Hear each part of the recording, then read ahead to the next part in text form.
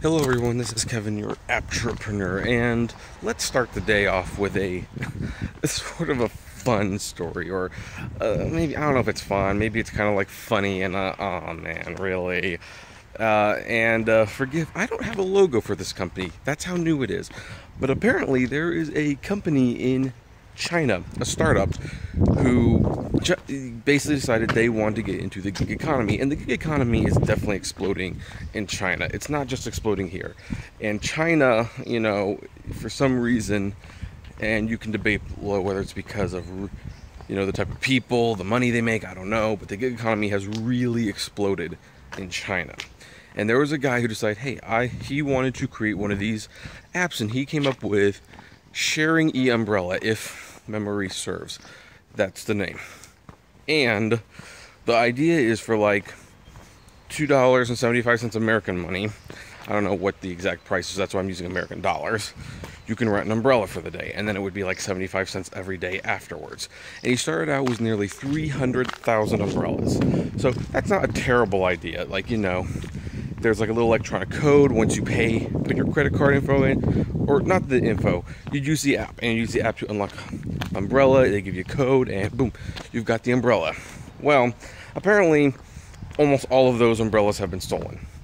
Like, virtually none of them have been returned, which definitely brings the business model into some serious question.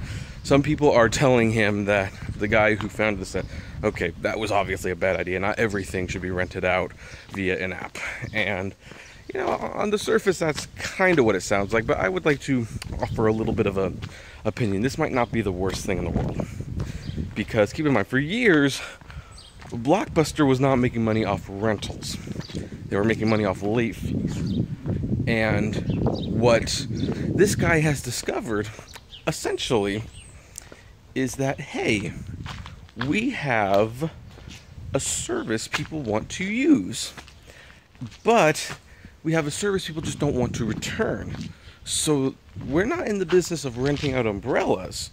We're in the business of selling umbrellas at an inflated price. Maybe not like 10 times, but like maybe 2 or 3 times more than you would a normal umbrella. That's what you would pay.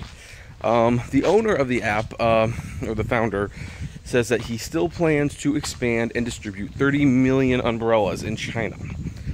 And if the rate of people not returning the umbrellas continues, he could become a very, very successful salesman in China. So I don't think he's in the gig economy business. I think he is in the umbrella business, but he's masquerading it as an umbrella service. And the genius of that is, of course, that if someone returns it, yes, obviously, the rental comes to an end. It's that simple. However, most people won't, and they will be buying an umbrella for an inflated price because, hey, they need it and they want it and it's on demand. And like Blockbuster, that's how they get you. Or Blockbuster would say, hey, no more late fees, but you return the movie 10 days later, we're charging you $30 for it. For a movie that most people would pay $8 for. There you go. So I don't know. What do you folks think about this interesting little service? Do you think it's going to catch on? Do you think he has a future?